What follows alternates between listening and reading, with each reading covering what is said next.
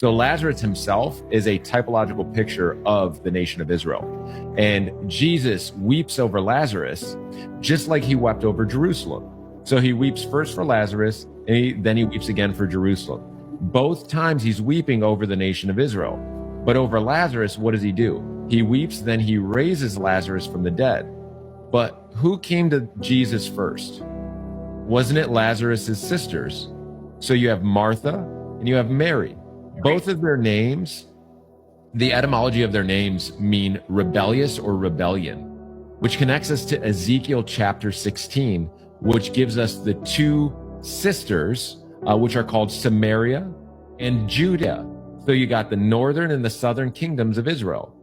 Well, they are separated because of their rebellion against God. And then they are punished because of their rebellion against God.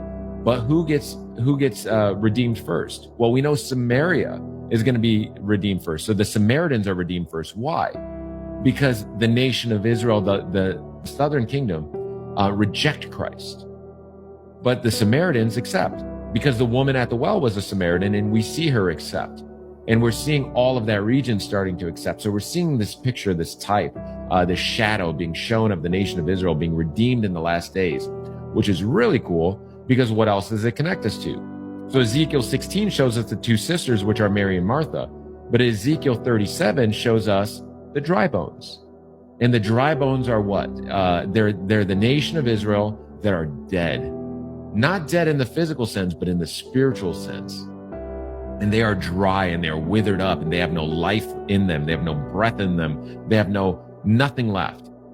And then God tells Ezekiel, Son of man, prophesy over these bones. And then what happens? They start to come to life and they start to have sinews and tissue and muscles, and they're standing up, but they're still not alive because they have no breath. But in the Hebrew, the word for breath is ruach, which also means spirit. So they do not have the Spirit of God. Why? Because they have not placed their faith in Christ yet. But when do they do that? Well, that now connects us to Zechariah chapter 12.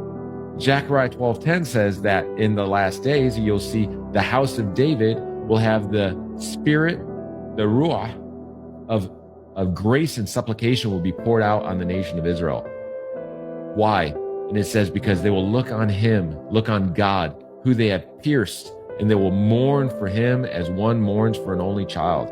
So God is prophesying through Zechariah, and God says, and they will look on me, who they have pierced, and they will mourn for him as one mourns for an only child, showing their mourning, their weeping bitterly over what they have done to Christ, which connects us back to Leviticus that we talked about earlier, Leviticus 26:40-45, that they will recognize the sin that they did against God, which connected us to Hosea chapter 5. And it says, I will go away to the place that I came from until you recognize the sin you've done against me. Hosea chapter 6 says that God will strike them down for what they did. But on the second day, he will raise them up. He will lift them up. And on the third day, they'll be brought to life.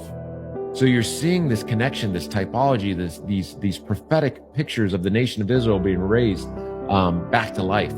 Well, what's interesting about that is we've already talked about how a day of the Lord is 1,000 years of man. So on the second day, on the second millennium from when God struck the nation down in 70 AD when he destroyed the temple, did the bones start to rattle? And did they start to get sinews? And did they start to stand?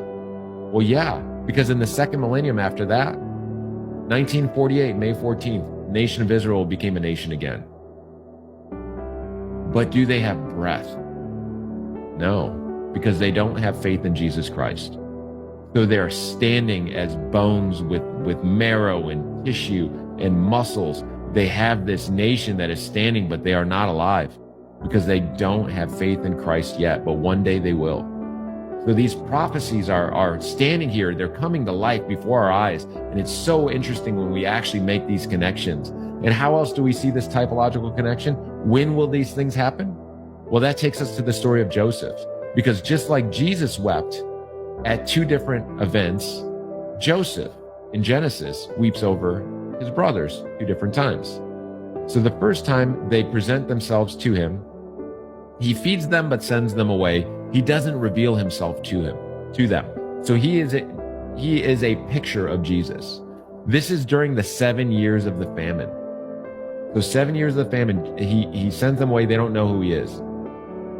But then he sends them away by withholding one of their brothers from them. So who is the brother that he withholds? It's Simeon, and his name means hearing.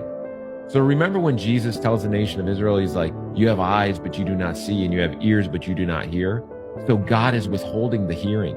Just like Paul tells us in Romans chapter 11, that he is partially hardened. God has partially hardened Israel and sent them away as a punishment for their disobedience, for what they have done. But it doesn't mean that they're cut off, because he says, yes, they're enemies against the gospel, but they're beloved because of the fathers, which points us back to Malachi, where it says that Elijah is going to come and bring them back to the heart of the Father. So it's showing these connections, showing this stuff, which is really cool. Well, the second time that the brothers come to Joseph back in Genesis, Joseph told them, you cannot see my face again until you bring the youngest brother, your youngest brother.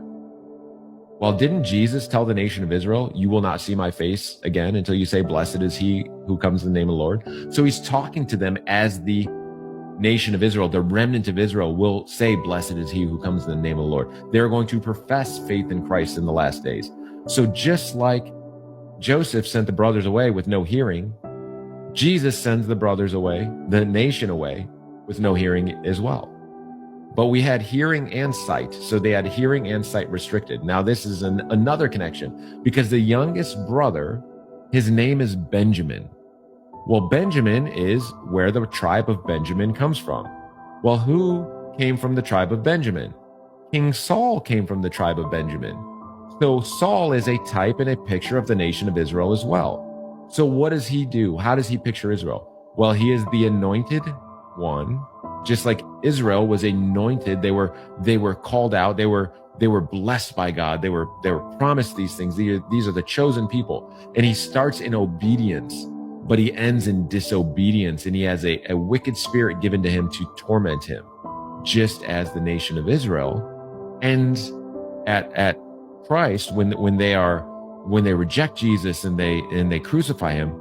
They are now given a wicked spirit to torment them as well, and they are in disobedience to God. So we see God cut off Saul and his line. So his bloodline is cut off. But what's interesting is not all of it is cut off. There's one who's left, and he's lame. He is called the lame one of Saul's line. And who does he come before? King David, as a type of Christ, brings this one before him to a feast, and he blesses him. Just like Jesus will bring the nation of Israel in the last days before him and invite them to a feast, and he will bless them too. So this now connects us to another Saul in the New Testament. So the Saul in the New Testament starts in disobedience because he's out persecuting the church. But Jesus confronts him on the road to Damascus, and what does he do? Saul, Saul, why are you persecuting me? Then he blinds Saul, fulfilling what Jesus said. They had ears who couldn't hear, so Joseph's brothers, Simeon, hearing was restricted from them. And now Saul's eyes are restricted, and they had eyes and they could not see. So now we're seeing this typological picture coming. And for 3 days, Saul could not see. Just like the 3 days that are pictured there, chapter 6. But then the scales fall from his eyes, scales representing the scales of the serpent, again showing how Saul had the wicked spirit that tormented him. So does the nation of Israel have the wicked spirit that is tormenting them as well. So the scales are removed on the 3rd day, and they will live with Christ. Why? Because he will redeem them in the last days. He will return, he will set up his kingdom, and they will enter into the kingdom. And they will be under Christ, ruling the world, Jesus as the king, sitting on the throne of David in the Holy of Holies, reigning and ruling over the world. Zechariah chapter 14 tells us that. And that connects us back to the Mount of Transfiguration, when Peter says, let me make tabernacles for you. One for Moses, one for Elijah, one for you. Why did he say that?